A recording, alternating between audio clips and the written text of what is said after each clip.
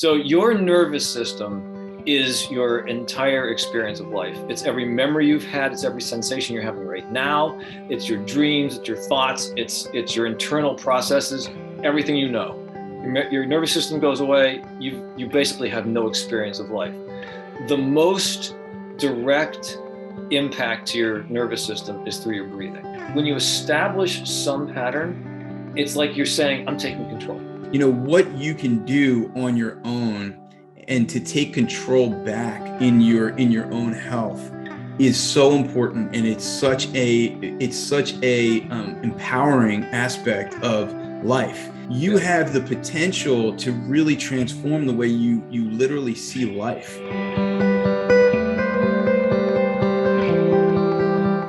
All right, welcome back to the Holistic Health Associates video podcast on collaborating with high quality healthcare practitioners in the area.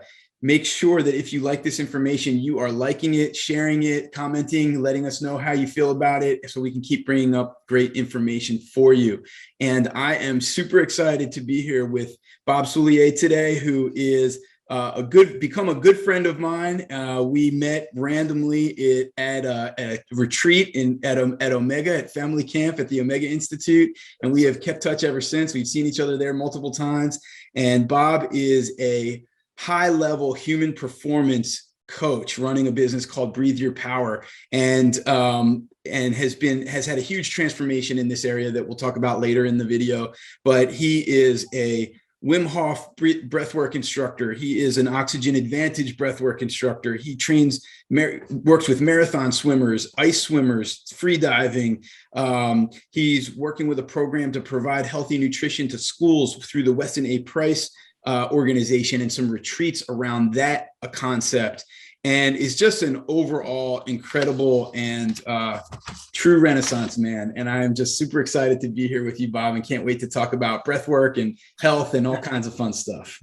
And you know, I'm going to add to that someone recently told me that the Renaissance was really about 1,000 people only, and that so as you start thinking, oh my God, Renaissance, it's too big. Well, what about what you can do, right? So actually, that small group of people made a massive difference. So here's to the Renaissance, man.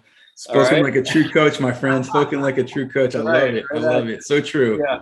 So it's great to be back here, though, man. It's great to see you. I love your community. And thank you. Yeah, we're so lucky that we did basically randomly meet at Omega, just sitting at the table. That's right. What do you do? Hey, what do you do? All right, let's go.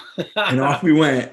Off we went. Yeah. Yes. Well, let's get right into just kind of like the benefits of what we can bring to the people that might be watching this, and kind of how your work as a human performance coach, and specifically as it relates to breath work and how you incorporate that. I'd love to just hear a little bit about how that plays out for you and some of the things that you help the people you work with do, and that we can bring to people who maybe aren't a marathon swimmer, or just kind of like somebody that wants to relax a little bit, or has some anxiety, or just wants some more energy or better sleep. All of this can play for those people too. So I'd love to just hear how you work with your clients on that. Absolutely. So here's the starting point. So your nervous system is your entire experience of life. It's every memory you've had, it's every sensation you're having right now, it's your dreams, it's your thoughts, it's your internal processes, everything you know. Your nervous system goes away, you basically have no experience of life. The most direct impact to your nervous system is through your breathing. So your breathing is the remote control of your nervous system. The line is right there. So change your breathing, change your nervous system, change your experience of life. Mm-hmm. Right, like that. So that is how direct this is. And the most direct ways to change the things about your breathing that you can change really are the speed, the mechanics of your breathing, how you breathe, either nose or diaphragm or mouth, and then your carbon dioxide tolerance. How regular your breathing is, and how much you can actually tolerate of your CO2 that allows oxygen exchange. So the efficiency of your breathing. So those three pieces are really the factors that matter in your breathing. So if you're going to do something about how you experience life, change the speed, change the physical way that you breathe, and begin to train your carbon dioxide tolerance, which will increase your endurance, which will increase your oxygen uptake, which will increase your muscle oxygenation.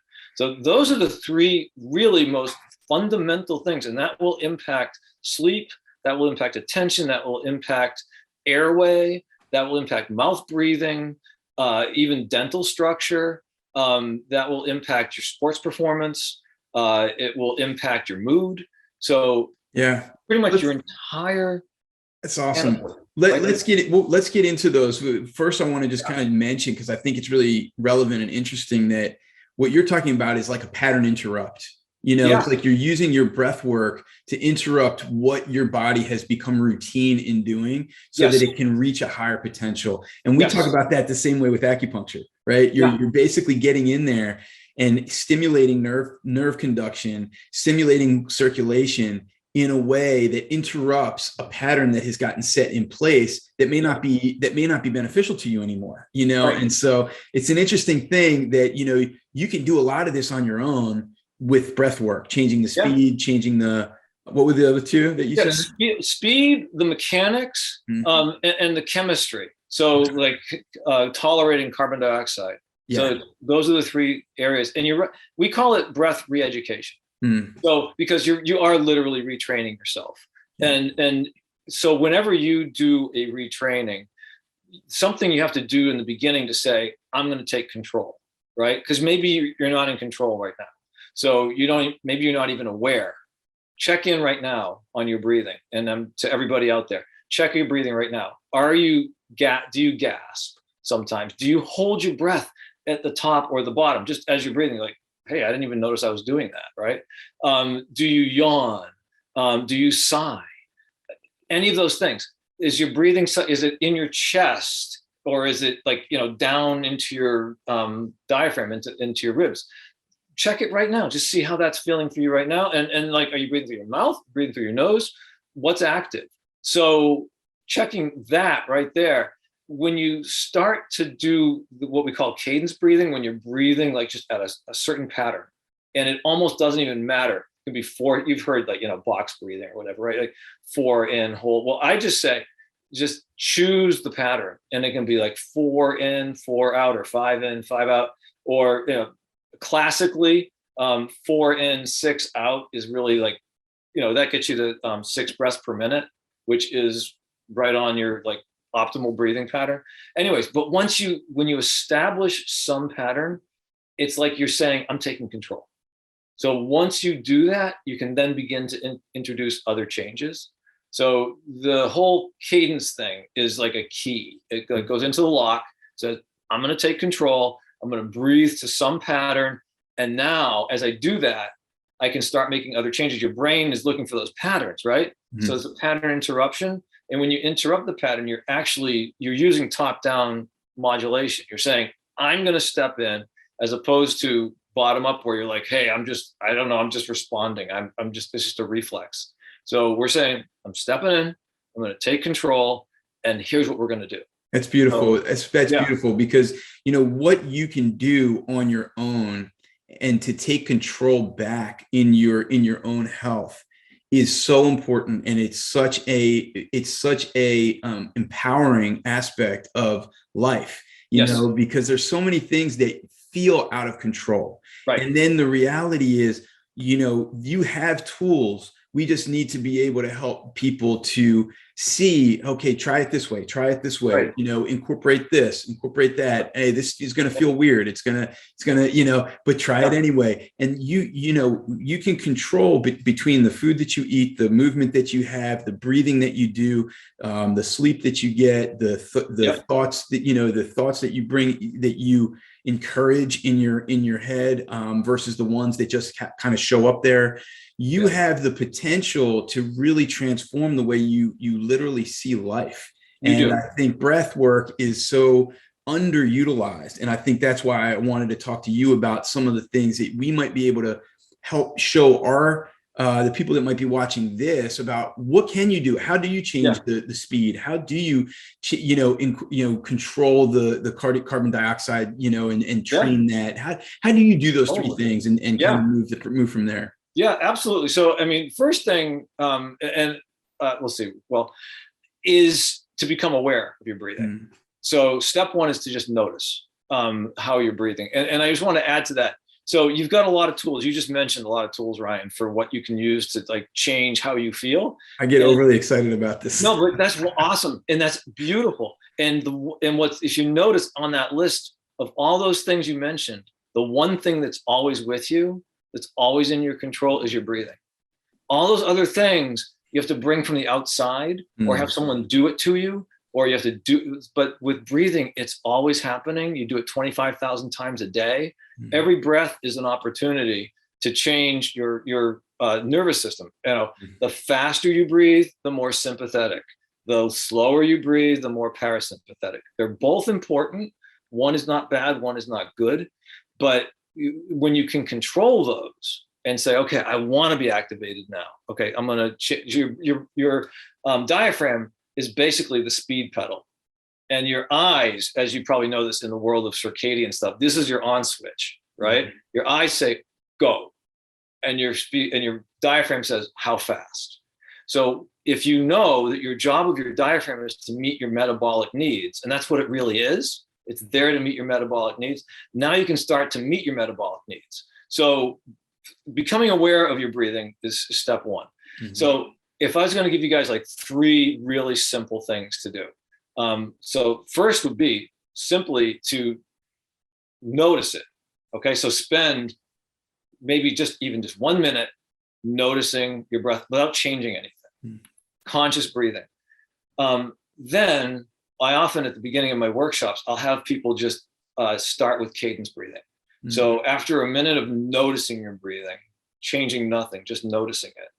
Then next step is just 4 in, 6 out.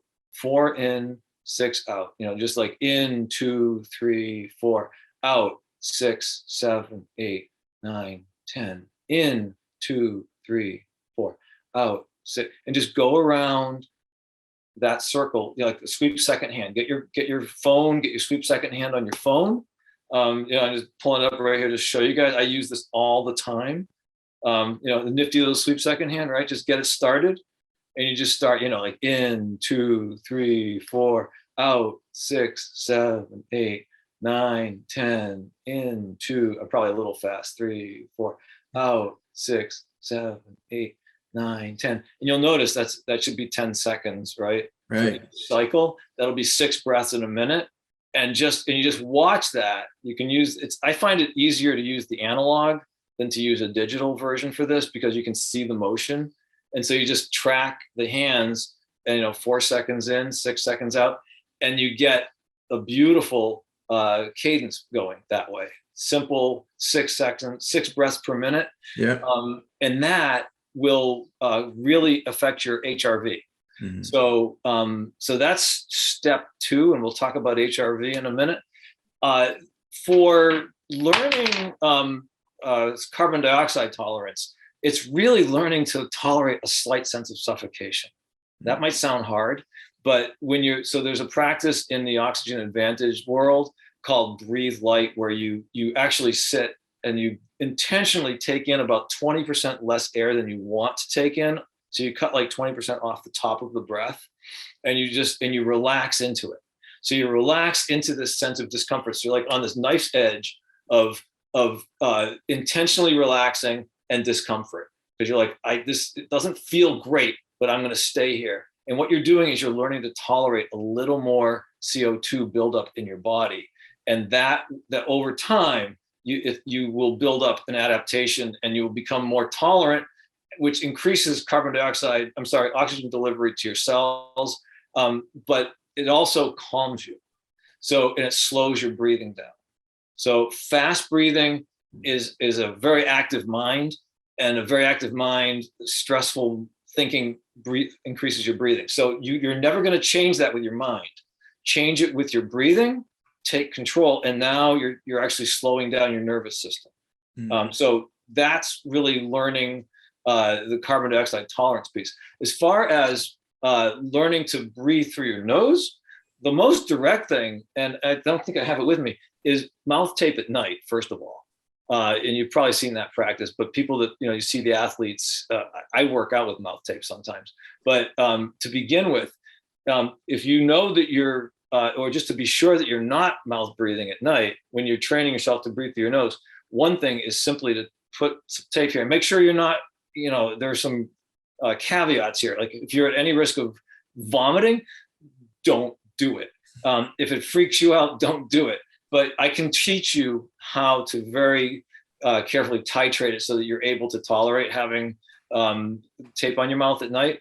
And then you're sure you're not breathing through your mouth at night. And then in the daytime, do your workouts at the level that your nose can tolerate. Make your nose the throttle for the intensity of your workouts for 3 weeks. You might even think, oh my God, I'm not doing anything, man. All I'm doing is walking fast. You're learning. So you go to your edge of tolerance of where you think you have to go to your mouth, and you stay there. And you stay there and you relax into that discomfort, but you stay there. And you might go just a little bit above or a little bit below that line. You're like, sometimes your mouth opens. Okay, just close it. Slow down the intensity a little bit. So you actually modulate the intensity so that you train yourself to breathe through your nose. And over the course of time, you will accommodate this. And you'll adapt, and you will begin to become a nose breather. You'll get your mouth out of that equation, except for at highest intensities. There's always a place for mouth breathing. If you're going a full-on sprint or a 440 or whatever, you're going to probably go to mouth breathing at the end. But it keeps your level at your floor or your ceiling rather is higher, because you're going to gas out at a higher level of intensity than you were able to before. So those are the three main practices. This is awesome. So right there. Yeah. So just a recap. So the first is just paying attention to your breathing and becoming aware of it for a full minute, just so that you get your conscious mind connected with this autonomic or like uncontrolled, this aspect of your body that's happening with or without your actual control. Then you want to have a conscious control within it. And so then you start to go to the 6 second, the 6 breath minute, 4 in, 6 out every 10 seconds. And that alone, I mean, we have patients do that. That alone is life-changing for a lot of people, and then to take it to the next level, you're training your body to breathe through your nose so that you can increase your capacity by allowing you to get more comfortable having more carbon dioxide in your system.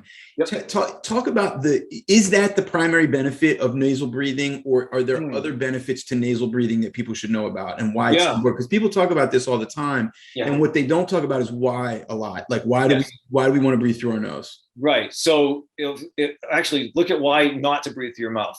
So your mouth is a direct tube straight into your lungs, unfiltered. So if you have any issues with allergies, with pollutants, then you're going straight into your lungs. You're worried about filtering stuff. You have no protection there whatsoever. Your nose is designed to do the things that you want a filter to do. So it cleans the air. It circulates the air. It warms the air. It humidifies the air.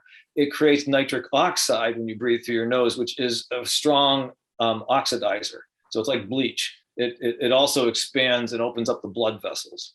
There are so many reasons. And actually, I believe your resistance, like your nose and your diaphragm are like neurologically connected. When you breathe through your nose, your diaphragm automatically is used much more. When you breathe through your mouth, you chest breathe automatically. So so mechanically it has advantages. Chemically it has advantages, and structurally it has advantages. And that you are designed to breathe through your nose. There are 5,400 mammals on Earth, species of mammals on Earth. One species has crooked teeth, misaligned jaws, and arched palates, and it's only one, and it's us. And it's mouth breathing that's caused that. Dentists will tell you, ask any dentist.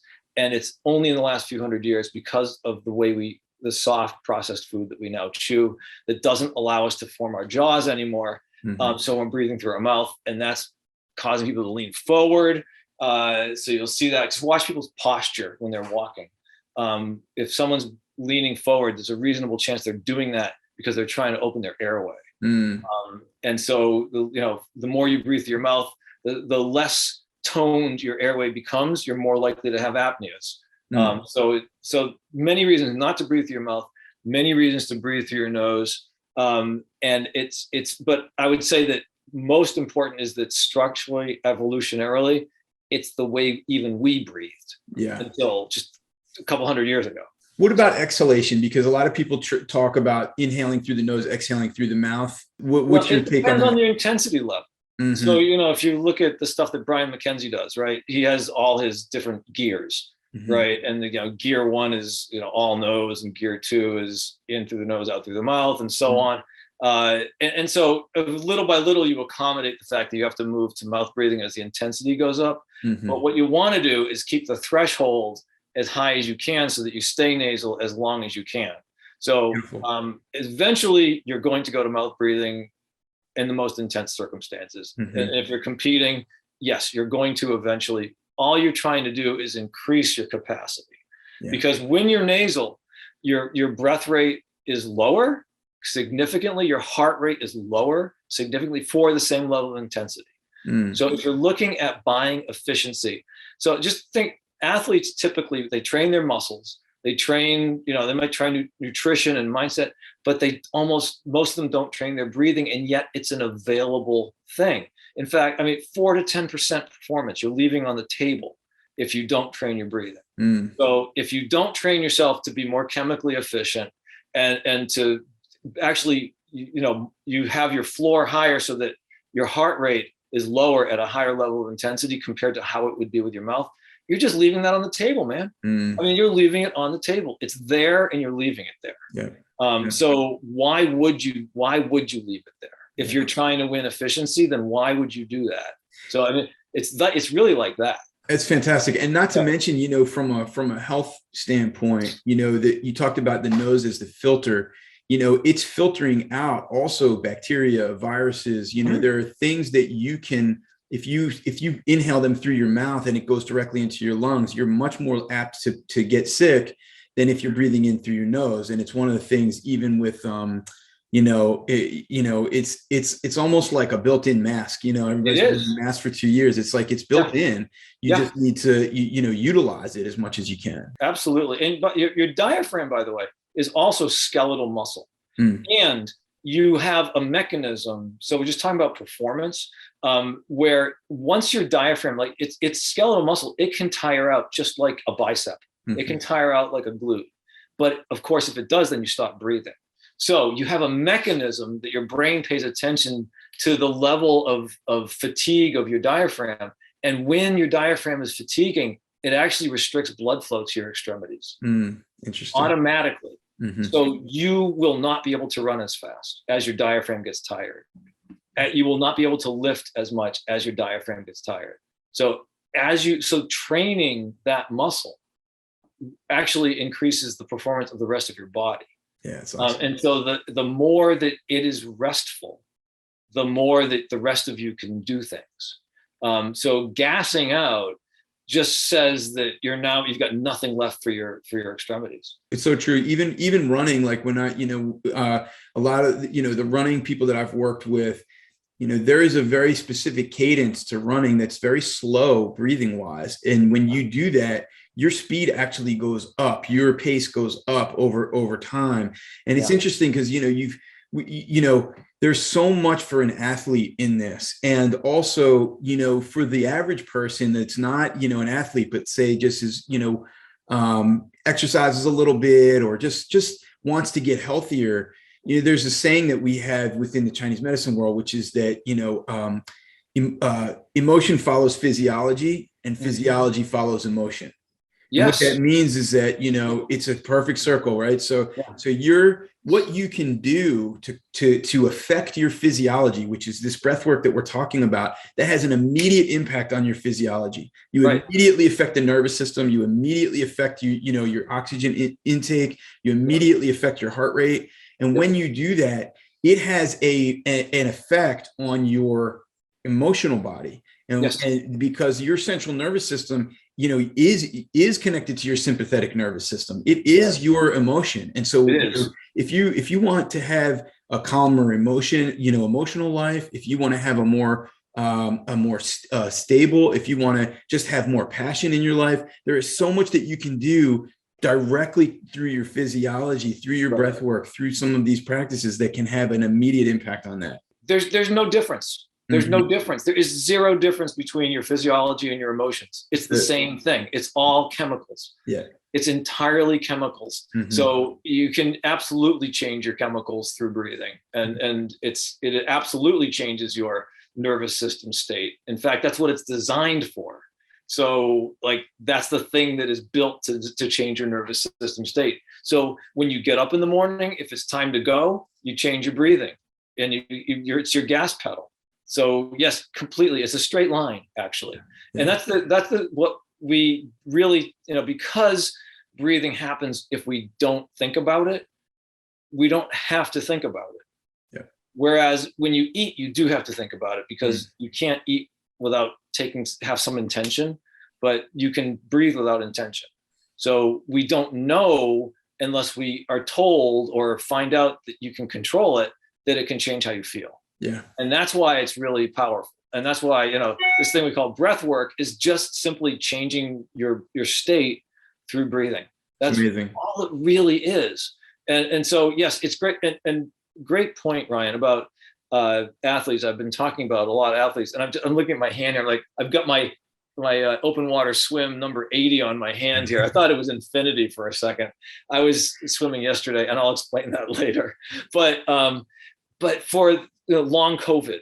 So let's talk about the most, people that have really had their nervous systems compromised. So the most salient characteristic of long COVID is dysautonomia. It's the dysregulation of your autonomic nervous system. So I use this analogy, like you are at a shopping mall, right? And you're lost and you don't know where you are. So you go to that map, and that map has an X, and it says you're here. You're like, oh, okay, now I can find my way out. I can see where I am because I don't know where I was.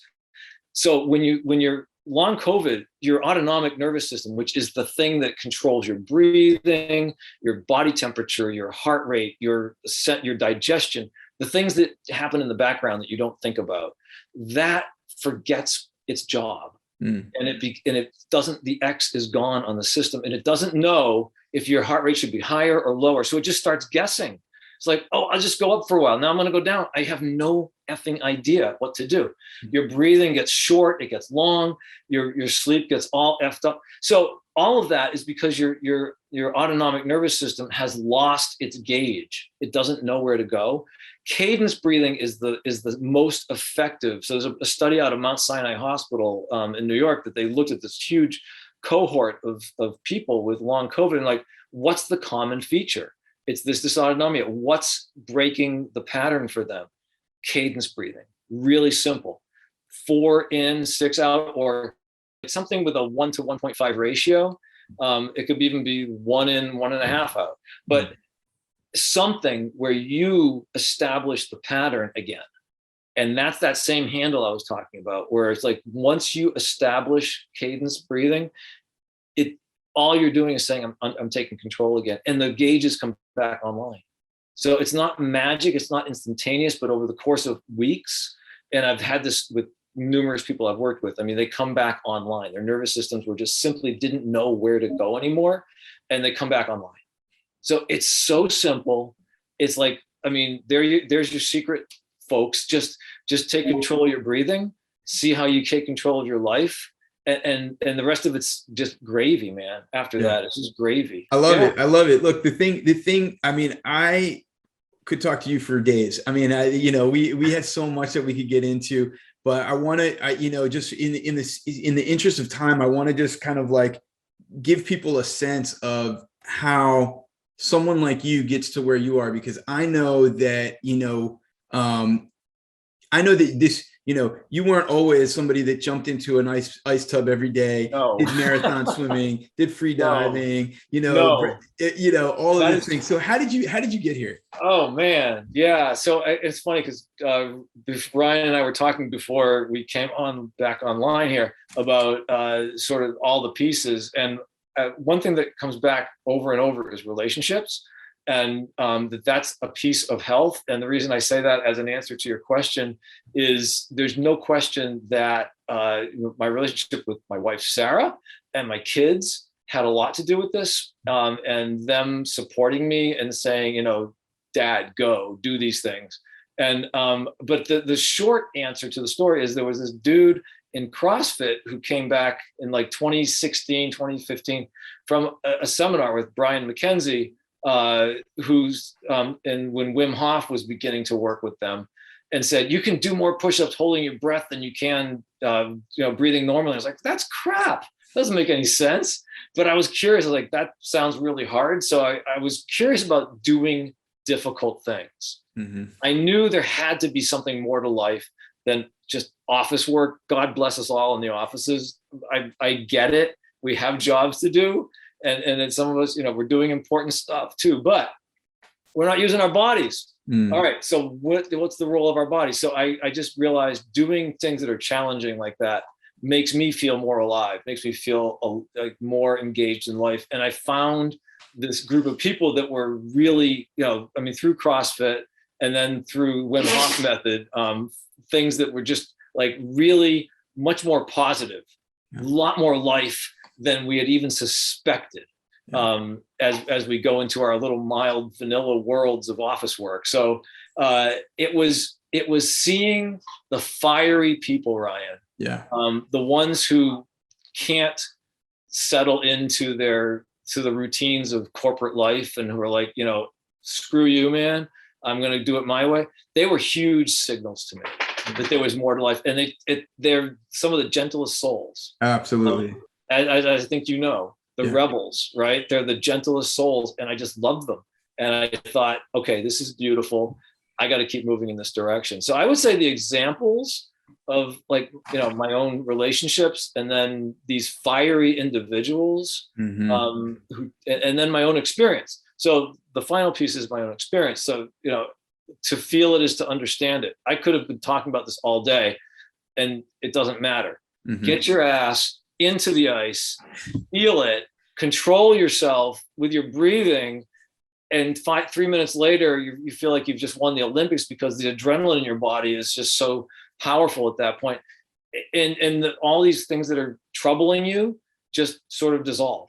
Yeah. And not permanently. It's not like an endless thing. But it's a moment. And you realize, my God, this is perspective. Everything doesn't always matter. So how did I move into this? I saw it as a challenge. I needed that challenge. I saw people living with a more open heart out there in the world. And I thought, I want that. And I want to be able to give that. And then I explored it. And then I started teaching it and saw other people opening up. Yeah. And realized this is the most important thing because it's so beautiful when people come to life. It became just the most important thing I could do. Yeah. So creating that space where others can light up is my work. Yeah. It's my work. And that is, honest, it was feeling it and then feeling it through other people. That's what told me this makes sense. Yeah. And I figure if I can do this for, 100, a few thousand, maybe people, I don't know, as many as I can, and each one is a candle and they light up space for other people, then everyone shows up more powerfully. Yeah. Right. Yeah. And then we have more fun.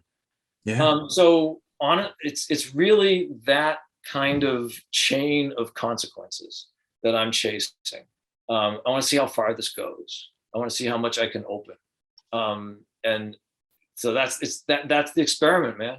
And, awesome. And I give Omega a lot of credit for this. And again, my wife, Sarah, who was, the moms are often ahead of the dads. Maybe not in your case, but with me, 100%, 100%. 5 years ahead of me saying, we need to look at this. I'm like, we don't need to look at that. Come on, we got all the stuff we need. What are you worried about? Turns out she was really right. as they often are, Yeah. you know. Yeah. Thank God. Well, So I'll tell you, this has been a true pleasure. I always love chatting with you. I love talking shop, and I love seeing you. And tell people where they can find you. yeah. So one-stop shop. I'm working. breatheyourpower.com is the answer. breatheyourpower.com.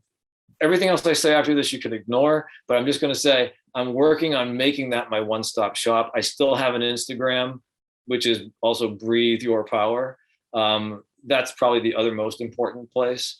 And then I'm on the Wim Hof method website as an instructor. So you can always find me there too. And Google, Bob SOULLIERE, you'll probably come up with me. There are a few others in the world, but I think I'm the one that comes at the top of the SEO at this point. But breatheyourpower.com would be, I would say, go there. Yeah. One stop. Yeah. Fantastic. Yeah. Well, if you guys like this, and